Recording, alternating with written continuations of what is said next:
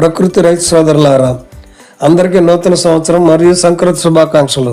ప్రతి ఒక్కరికి ఆరోగ్యం, ఆహారం అందించాలని సుభాష్ పాలేకర్ గారి ప్రకృతి వ్యవసాయ విధానాలను కృతనిశ్చయంతో ముందుకు తీసుకువెళ్తున్న విశ్రాంత వ్యవసాయ స్థానాధికారి సత్యనారాయణ మూర్తి గారి మనమరాలు అతి చిన్న వయసులోనే ఎస్పీకే విధానాలను ఎంతో అద్భుతంగా వివరిస్తుంది. ఈ వీడియోలో తెలుసుకుందాం. ఫోటోసింథసిస్ కిరణజన్య సంయోగ క్రియ, దీనికి మరో పేరు కర్బన సంగ్రహణ క్రియ.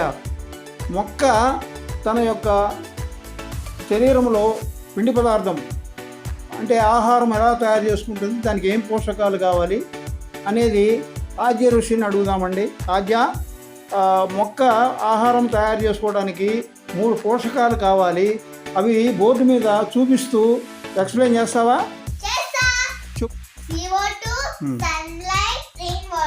Very good. ఈ సన్లైట్ ఆకుల మీద పడుతుంది కదా, ఆకులు చూపించు. ఈ ఆకుల మీద ఏమిటి ఇక్కడ ఏంటో రంధ్రాలు ఉన్నాయి, వీటిని ఏమంటారు? తెలుగులో పత్ర రంధ్రాలు. Very good. స్టమోటా అని ఇంగ్లీష్లో అంటారు, తెలుగులో పత్ర రంధ్రాలు అంటారు. ఆ భూమిలో ఆర్గానిక్ కార్బన్, సేంద్రీయ కర్బనము ఎంత శాతం ఉండాలి? 2%. కానీ ఇప్పుడు ఎంత శాతం ఉన్నది? 0.25%. ఒక చదరపు అడుగు వైశాల్యము గల ఆకు ఒక రోజులో ఎన్ని గ్రాముల ఆహారాన్ని తయారు చేసుకుంటుంది? 4.5 grams.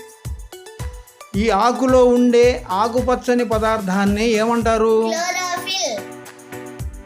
ఒక చదరపు అడుగు వైశాల్యము గల ఆకు విస్తీర్ణంలో సౌరశక్తి 1250 కిలో క్యాలరీల సౌరశక్తి ఆకు మీద పడుతుందండి. కానీ భగవంతుడు అందులో 1% మాత్రమే తీసుకునే శక్తి ఇచ్చాడు.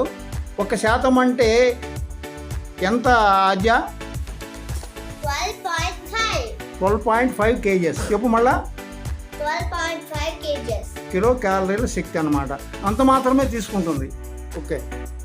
ఈ ఆకు మీద ఏముంటాయి? పత్ర రంధ్రాలు. ఇంగ్లీష్లో ఏమంటారు? సమోటా. వాతావరణము నుండి మొక్క కార్బన్ డైఆక్సైడ్ తీసుకుంటున్నప్పుడు ఆ కార్బన్ డైఆక్సైడ్లో కర్బనము అణువులు ఎన్ని ఉంటాయి? 1. మరి ఆక్సిజన్ అణువులు ఎన్ని ఉంటాయి? 2. మరి కర్బనం మాత్రమే తీసుకుంటుంది, దానికి కర్బనం మాత్రమే కావాలి కదా ఆహారం తయారు చేసుకోవడానికి. ఆక్సిజన్ ఎక్కడికి పంపిస్తుంది? బయటికి పంపిస్తుంది. ఆ ఆక్సిజన్ ఎవరి కోసము? మన